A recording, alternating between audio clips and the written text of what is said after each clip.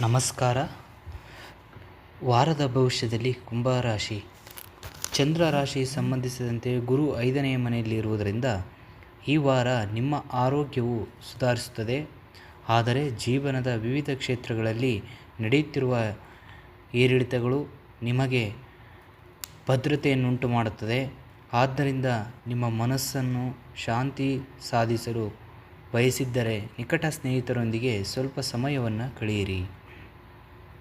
ಈ ವಾರ ನೀವು ಭೂಮಿ, ರಿಯಲ್ ಎಸ್ಟೇಟ್ ಅಥವಾ ಸಾಂಸ್ಕೃತಿಕ ಯೋಜನೆಗಳ ಗಮನ ಹರಿಸಬೇಕಾಗುತ್ತದೆ. ಏಕೆಂದರೆ ಈ ಯೋಜನೆಗಳ ಹೂಡಿಕೆ ಮಾಡಲು ಈ ಸಮಯ ಉತ್ತಮ ಸಂಯೋಜನೆಯನ್ನು ಮಾಡುತ್ತದೆ.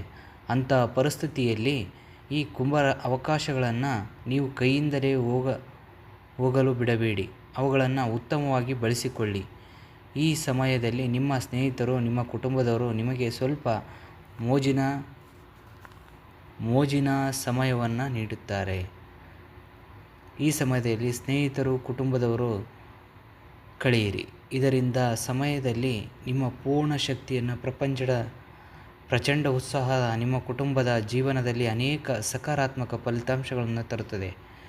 ದೇಶೀಯ ಒತ್ತಡದಿಂದ ನಿಮ್ಮ ದೂರವಿಡಲು ಸಹಕಾರಿಯಾಗುತ್ತದೆ.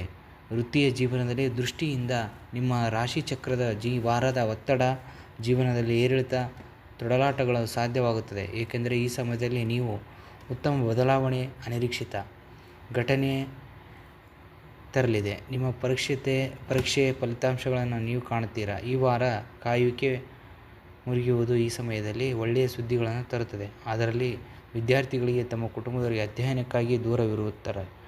ಈ ಅವಧಿಯಲ್ಲಿ ಪರಿಹಾರ ನೀವು